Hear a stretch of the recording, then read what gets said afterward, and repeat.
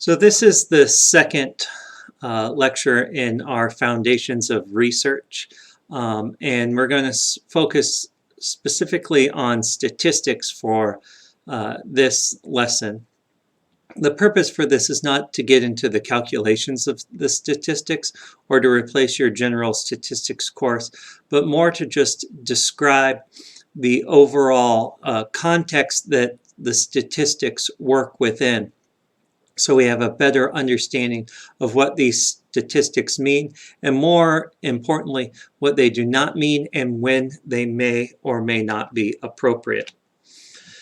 So we'll talk about the different types of data and how they're classified and what each type of data really means. We'll talk about research design and independent variables, dependent variables, and hypotheses. Also get into the difference between descriptive statistics and inferential statistics, and then get into some of the rules associated with that and what these statistics particularly mean towards the end. So when we start talking about statistics, it's all about the data.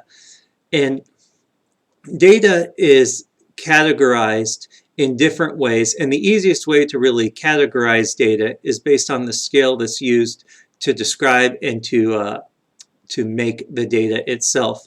The first type of data is nominal data. And if you think of nominal data just as naming data, that's probably the easiest way to go with that. Basically, this is data that identifies specific characteristics of our data set. So you might have a nominal data point that would be something like sex. And so you have men and women. These are mutually exclusive categories. You pick one or the other.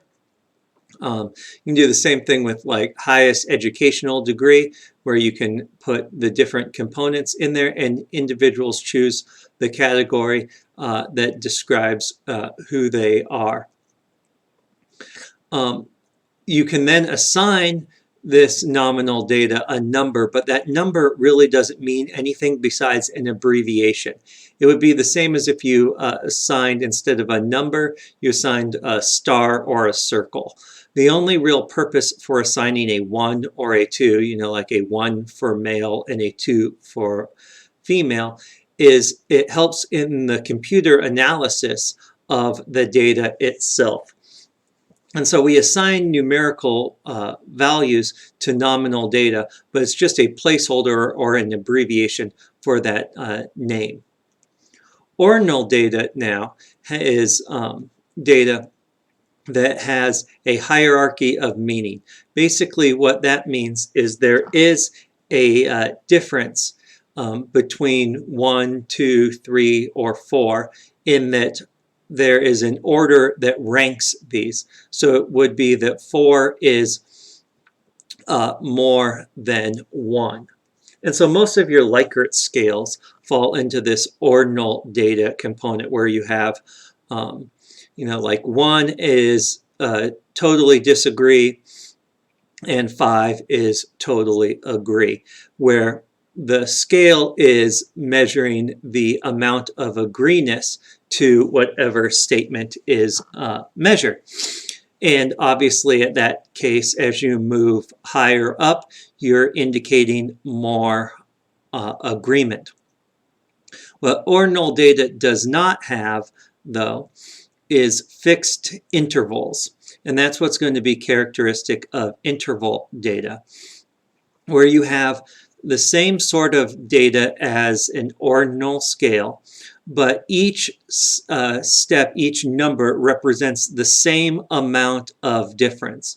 So in a Likert scale, which is ordinal data, right, the difference between a 3 of not agree and not agree or disagree and a 4 of somewhat agree might not be the same as the difference between somewhat agree and completely agree, right? Depending on how people interpret that, it might be easier to go from a 3 to a 4 than a 4 to a 5. It's not the same amount of agreement, even though the difference between a 3 and a 4 and a 4 and a 5 are the same, which is one level. Whereas in an interval scale, that interval is exactly the same. So you can see there the example of temperature on a Fahrenheit scale, right? We know that the intervals are the same, but not necessarily the actual numbers themselves. So you can't assume that like a 2 is twice as much as a 1, but you can say that the difference between 1 and 2 is the same as the difference between 3 and 4. So in this example for temperature, it's easy to understand that the difference between 15 and 30 is 15 degrees, and that's the same amount of heat difference between 40 and 55.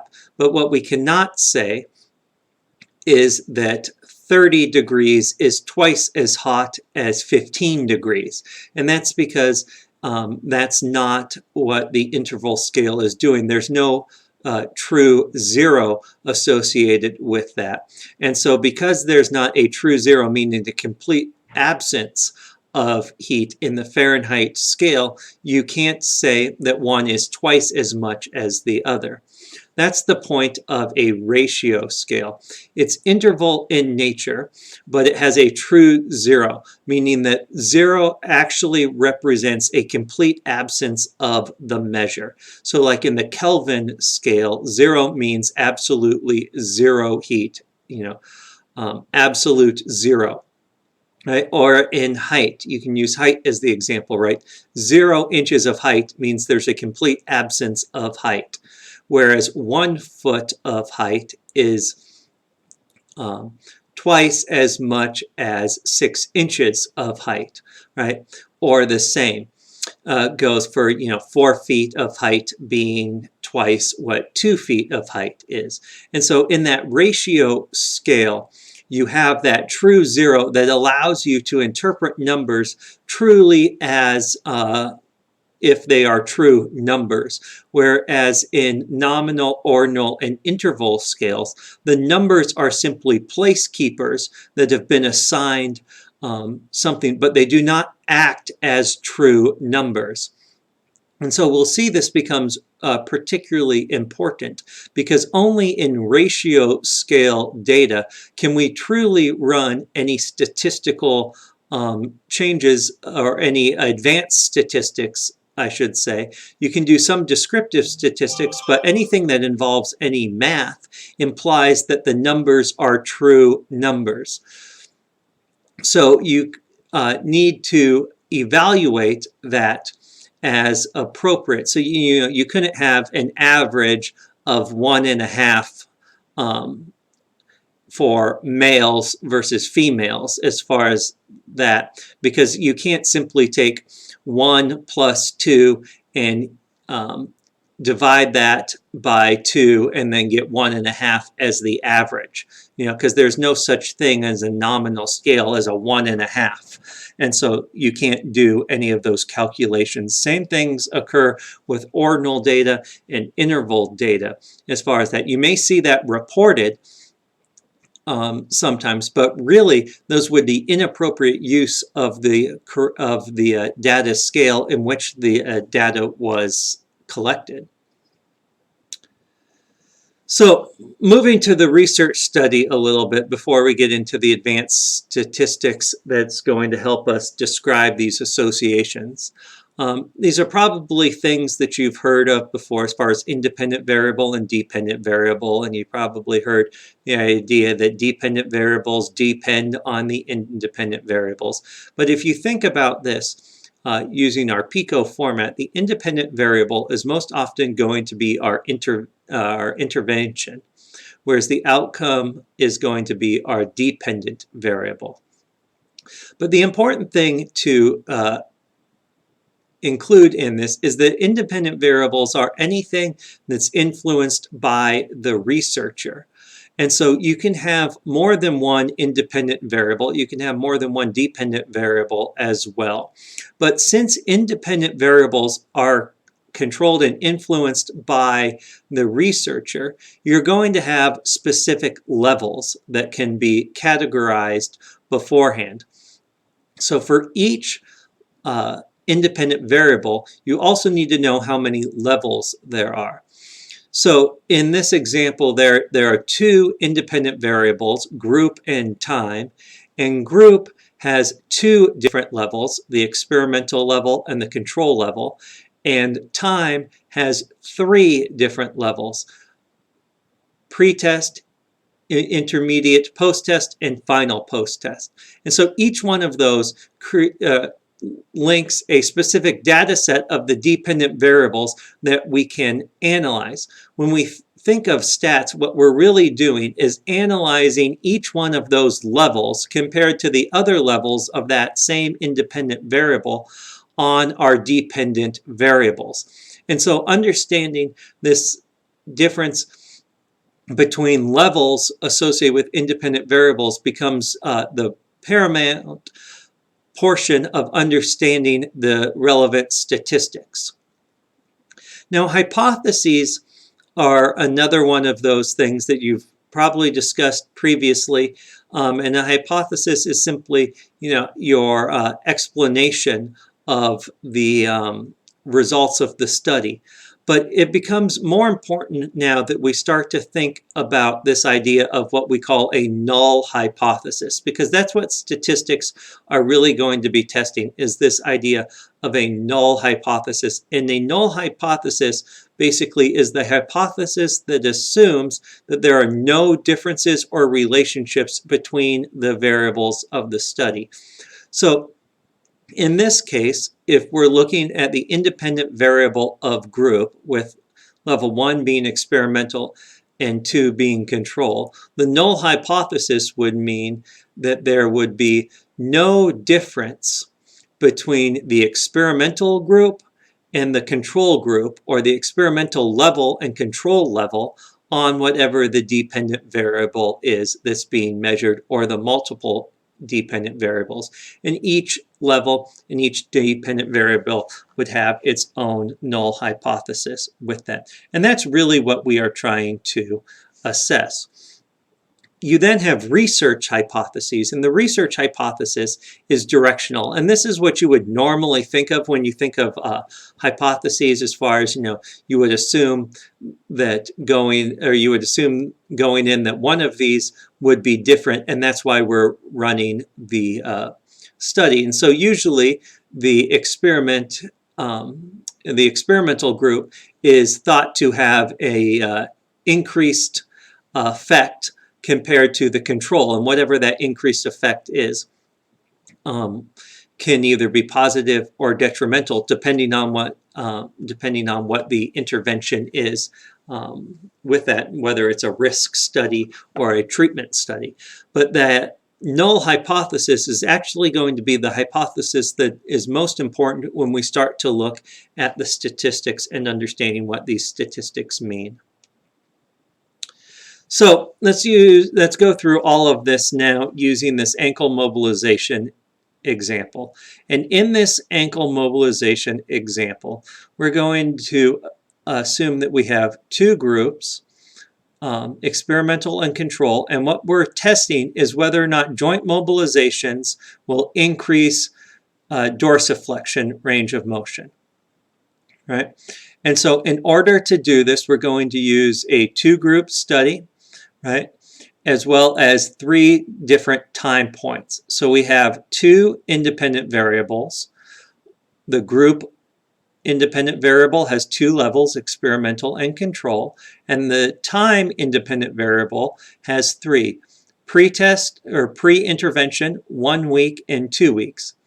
We then have 1 dependent variable, which is dorsiflexion range of motion. Our null hypothesis then is there'll be no differences in dorsiflexion range of motion between groups over time following the administration of joint mobilizations at the ankle.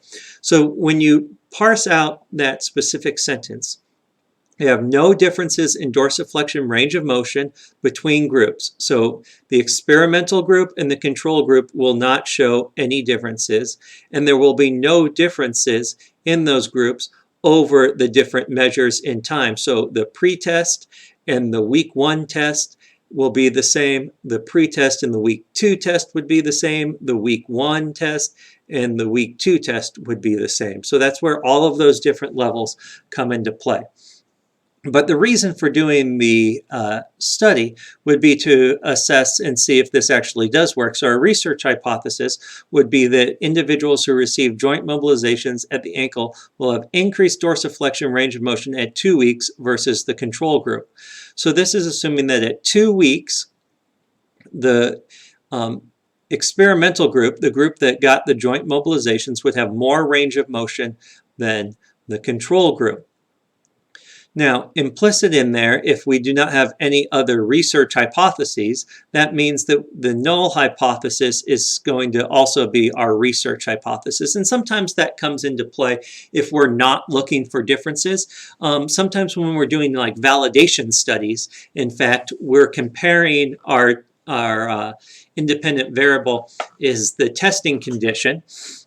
And we're testing 2 different tests, the standard test and the gold standard test.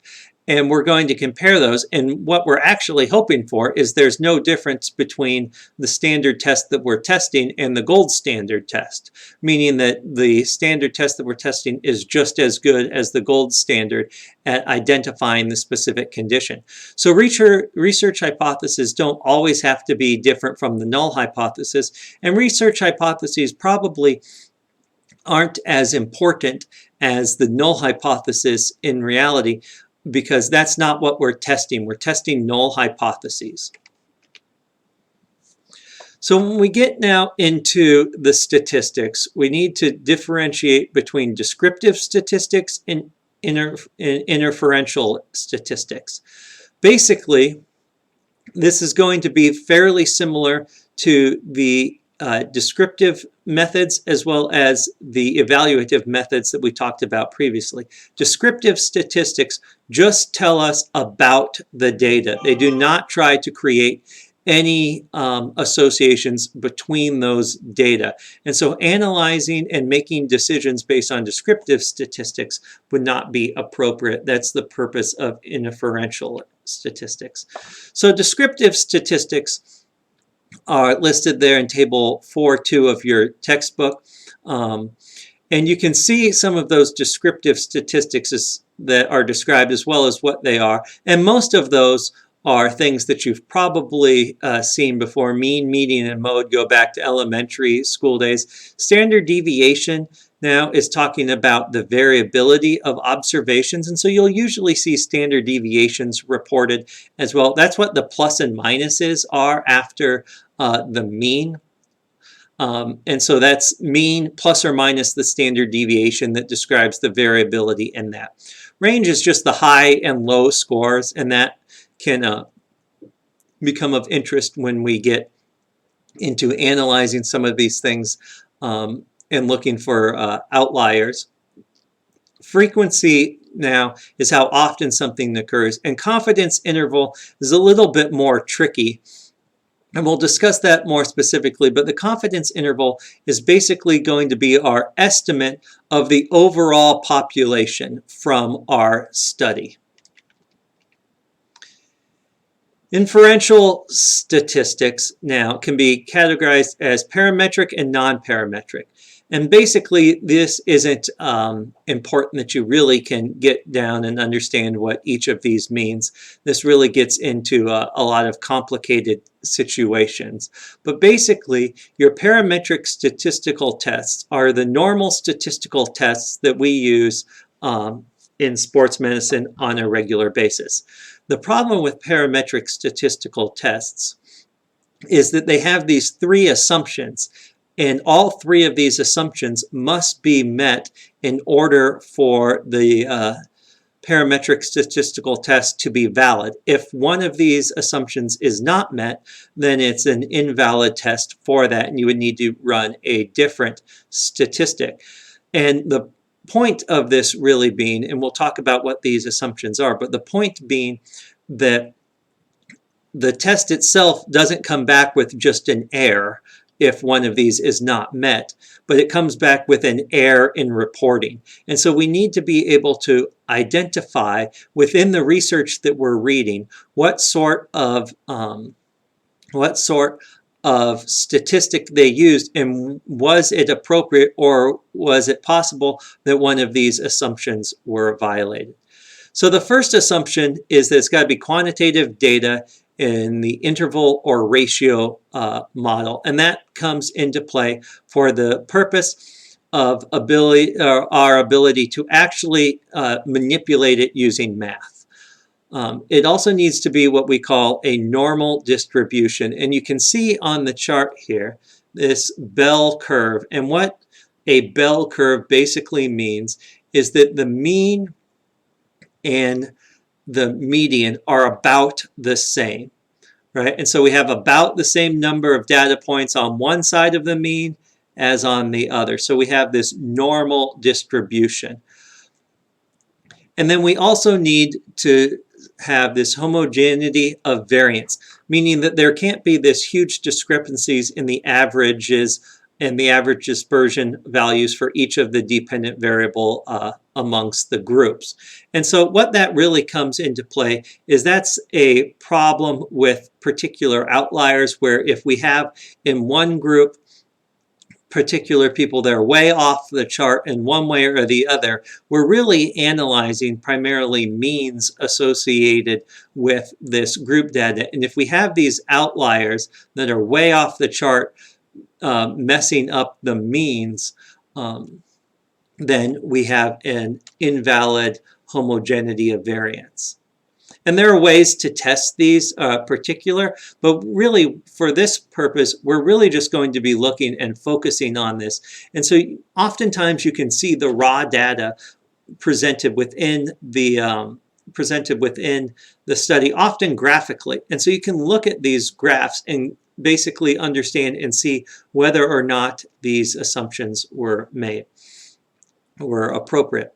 Non-parametric tests now are special tests that you've probably never heard of before, and are much more advanced with that. And you don't have to have any of these problems, but they're mainly helpful when you get into the skewed data, where you can see these are the total number of responses, and the mean is shifted one way or the other from there. So like the median might be over in the middle here as far as number of respondents, but the mean is shifted one way or another. And that has to do then with the number of respondents in this idea of skewness. So from there, once we get past and assume that the statistics that were used were appropriate based on the number of variables that were done, as well as the assumption of the parametric statistics. And most of the time with that, those are things that you can assume have been vetted out within the peer review process, but it's still important to take a look at it and know that. But you're not going to necessarily see the results of their homogeneity of variance testing presented with that. You're just going to assume based on the data set that that was appropriate. What they are going to report now is probably more important for what we're trying to understand. And the first thing that is always reported is this idea of a p-value. And so you've probably heard of this p-value, spent all sorts of time thinking about it in your statistics class. And what this p-value really means is it's the probability that the difference between the two groups is that of chance and not real. So there's always the possibility that chance is the reason for the difference. And that decreases over time with the number of participants that are selected or are tested. However, because it's not as simple as flipping a coin, there are all sorts of variabilities built into the research methodology that cannot be controlled for. Human error, differences between individuals, all these sorts of things. What we're trying to do is eliminate that based on chance. And so we set this p-value to indicate that probability. And you can see there that it's representative of a percentage. So a 0.4 is a 40% probability that the observed differences may have occurred by chance opposed to the intervention. And so what ends up happening is the researchers pick a threshold value. Oftentimes this is reported as the a priori alpha, which is just simply the before research alpha level, which means this is the cutoff point.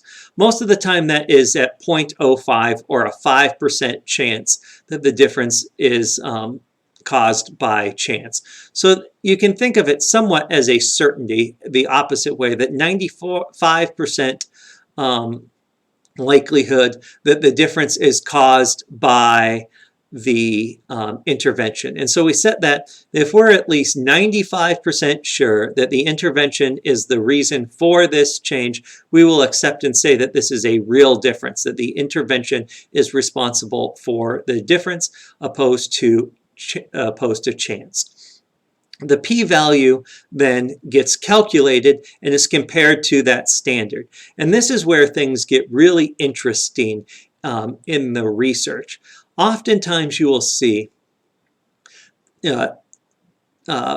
comments like approaches significance or was close to significance or different statements like that, which basically means that the researchers are reneging on their a priori alpha.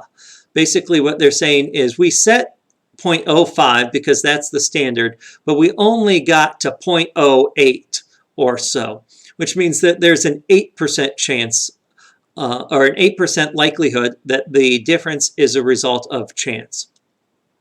Well, based on the standards of research, that would mean that they failed to reject the null hypothesis, meaning that the null hypothesis would be accepted, that there is no difference between those two groups because we're not convinced that the difference is a real difference, right? In order to be convinced that the difference is real opposed to a difference based on chance, we would need to reach that 95% threshold, and we failed to do it. And so comments like approach significance or, was near significance works its way into the manuscript, which may be appropriate to describe the actual results that occurred, but based on that, they failed to reject the null hypothesis. And so in that case, any conclusions that say the difference is real would be inappropriate based on their own a priori alpha levels set. And so sometimes, and is often the case, when you get to these approaching significance or near significance, once you get to the discussion portion, which is then the author's ability to kind of say what they want about the article, they then start talking about these differences as if they are real differences and as if they were able to reject the null hypothesis. And that's not appropriate given the fact that they set the alpha level ahead of time and it's a yes or no cutoff. And so when we look at p-values, the first thing we're going to look at is what was their alpha level going in, and did they match that cutoff? And then that cutoff would be whether or not that difference is what we would quote unquote call real, meaning it's not probability, it's not enough probability that result of chance, but instead is a result of the intervention, and thereby we can reject the null. All right. A failure to reject the null means there is no difference, and that's where we get in this non-significant findings. Now, the other thing to keep in mind when we talk about p-values is significance, right? Or significant is a mathematical statistical term. It does not mean relevant. It literally means significant, as in the ability to reject the null hypothesis. So when you see things like statistical or significance or a significant difference, those are the same things. You need to be thinking of that the difference is real, not that the difference is important. And so what ends up happening then is once we know that there is a difference, we need to then go back and look at the descriptive statistics to see where that difference lies. And so that's where things like confidence intervals can come into play. We're using some different math. We can set the confidence interval that we want to set. Usually it's set at 95%.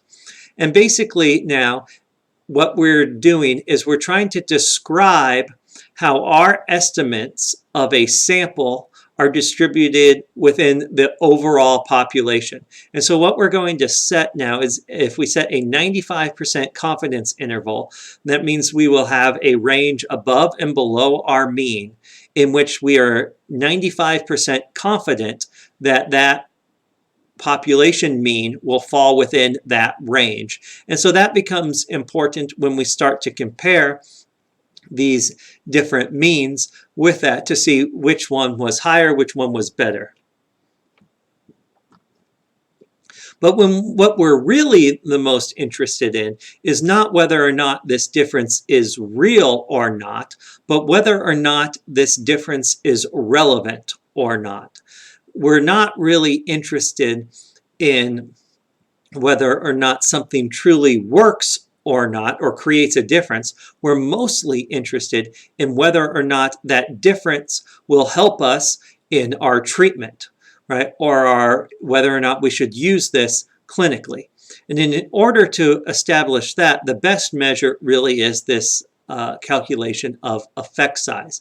And what effect size does is it takes any two independent variables, right, with that, and it standardizes their difference based on the overall standard deviation, and the calculation of that is relatively easy. You're going to basically take the difference of the means and divide them by the larger of the two standard deviations, and that will then give you what we calculate as effect size. And these effect sizes can be compared one study to the next because they are standardized. And it's basically how big of a difference is this compared to the normal fluctuation within the measure itself. And so what we'll see when we talk about power analysis is that based on the power of the statistical test, we'll determine the ability of that statistical test to accept or reject the null hypothesis. But what we are more interested in is whether or not that difference is something that's clinically useful.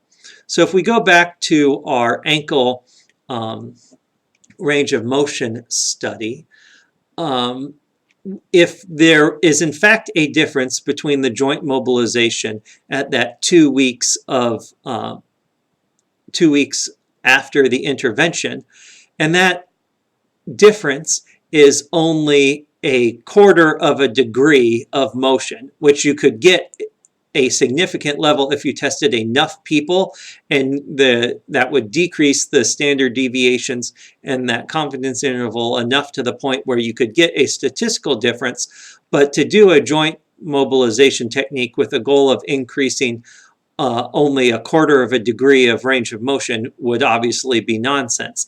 And so that's where this idea of effect size comes into play. And so what we can do is standardize this. And even though there really isn't, even though effect size is standardized across different studies, there isn't a standard assessment of what is a good or bad effect size. And that can kind of be up to you a little bit. But most of the time, effect sizes are now reported using this example originally described by Cohen, right? Whereas effect sizes are usually between 0 and 3, with 0 being no effect, and 3 and over 1 usually being a very large effect. Cohen here described the different levels, 0.2 being a small effect, 0.5 being a medium effect, and so on. Right? And so the idea now is if we have a research study that shows a very large effect, an effect size of 1.1 or greater, we can be very confident that this difference is very applicable to what we're trying to do. The difference actually means something, and if the case is an increase in the range of motion in a very large effect size, that would show that this is something that would be very helpful to our patients. If we have a medium or smaller effect with that, we then can start to question the utility of that difference, whether or not it's worth it. And so sometimes when you get into these research stuff, especially into the descriptions and the discussions, you can see authors starting to make all sorts of different claims based on these significant differences that they found. Really, what we need to be evaluating is, first and foremost, did they reject the null hypothesis? But secondly, then, is the effect size something that would be clinically useful for us given the cost of the intervention? Right? The idea being that every intervention has some sort of cost associated with it, even if it is simply patient time. And if it takes, like an hour 3 times a day for 3 months to get a small effect, that may not be your best use of treatment. But the nice thing about the effect size is we can compare now different modalities or different interventions compared to each other using just their effect size. So if we have joint mobilizations that maybe came back at a 0.5 effect size for increasing range of motion, but we had a stretching protocol that came back at a 0.8 effect size, we could say that the stretching protocol was more effective in increasing range of motion without really getting lost in the weeds of the actual means. You can compare those directly, which is important.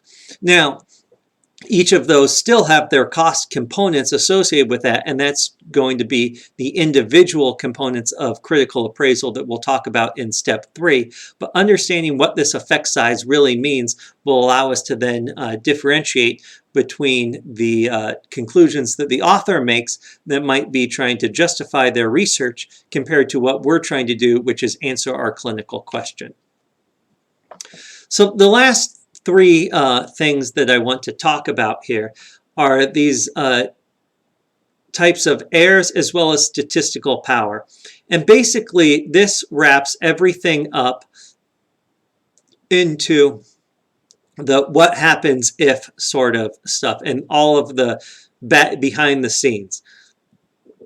Understanding the difference between type 1 and type 2 errors are not important from the standpoint of knowing what is going on, but more understanding how this applies to the research process. So a type 1 error is caused when a researcher makes an incorrect decision to reject the null hypothesis when it is actually true.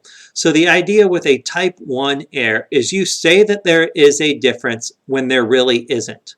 Right? So the difference is due to random chance. Now, because of the way the research process is created, the important thing that has been created is to avoid or minimize the chance of type 1 errors. That's why the a priori alpha level is usually set at 0.05, if not smaller. Right? We want to not say that there is a difference when the difference is only due to chance. And this comes back to the scientific method of really being focused on not proving things true, but proving things false. And so because of that, we would never want to say that something is true when it is actually false. And so we set it up to minimize the chance of creating a type 1 error. However, the problem comes with that is then that increases our chance of creating a type 2 error, which is when the researcher makes an incorrect decision to accept the null hypothesis. And this is the false negative. Basically, that there is a difference between the 2 groups, but we failed to see that difference. So the 2 groups should be different, but due to researcher error, right? And that researcher error doesn't necessarily need to be the fault of the researcher. It could just be to the natural differences or the variability within the measures, and thereby creating this idea that that error could be the problem, and it gets attributed to chance. The way you avoid type 2 errors is through having enough statistical power. And so The way stats work is they're evaluating the means and those standard deviations, and by and large the same as that confidence interval, to see if those means are truly different. If you have a smaller population, you're going to have more and more variability due to the differences between people or the differences within the subjects. This is the biggest problem associated with human research, is that not all people are the same. So the fact that things may work a little bit more on other people, or people may just respond differently than other people, creates a higher level of error than if you're just simply doing more accurate measures on things like, say, rock size or different components like that, where you can be very specific. But as you increase the number of subjects, you're going to narrow the standard deviation, because the variability that one person can create is going to decrease, because they represent less and less of the overall sample. So if you have one person that is off by 5 points, let's say, from the mean, that's going to increase the standard deviation a lot more if you have, say, only 10 subjects with a relatively homogeneous sample besides that. If you have that same person that is just a little bit weird, so to speak, and they're 5 points off the mean, but you have 100 people, their variability is going to be much less, affecting the overall mean, thereby decreasing that standard deviation, making the differences between the two means more likely to be shown as statistically significant, because we have less chance showing up in our standard deviation. And so what needs to occur most of the time is you need to know that you have enough subjects to adequately avoid creating a type 2 error. And you can do that by looking at previous research using similar methodology and calculating how many subjects you need. And this is sometimes referred to as an a priori power analysis that determines the number of subjects that you need.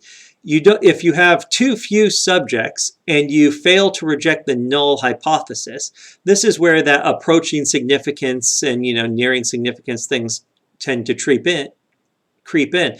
Because what that may mean is that you just didn't test enough people, and if you tested more people, you would then be able to better see that difference as real opposed to chance. This is part of the reason why meta-analyses are a higher level of evidence, because as we increase the number of people that have been tested using a specific protocol or a specific intervention, we can increase the statistical power, decreasing our chance of creating type 2 errors, while still maintaining the rigorous standards of trying to minimize type 1 errors.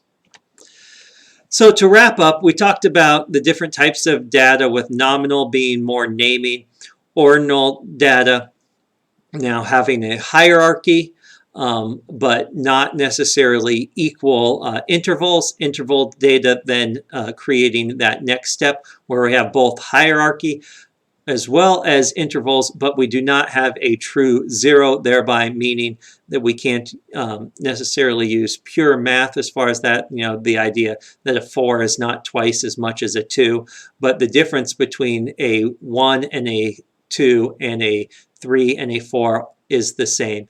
And then ratio data, which has the true zero and represents the infinite number of possibilities associated with that. We talked about independent and dependent variables, where the independent variable is the one being controlled by the researcher and is associated with the different levels that are selected by the researcher. The dependent variable then has the outcome, and that's what's usually being tested. We talked about different hypotheses, specifically the null hypothesis, which says that there is no difference between the two groups. The two groups are the same. And then research hypotheses that are directional, We also talked about descriptive statistics and how they describe information at a point in time. But remember that that means that they cannot be used to draw conclusions about the hypothesis. You need inferential statistics, which then go the next step and start to calculate the differences and associate and try to rule out the difference that is real compared to the difference that is in chance. And the importance then of p-values and effect sizes in particular to help us differentiate between real and not real real and chance differences. And then the idea that parametric statistics have these three assumptions that need to be met in order for them to be appropriate.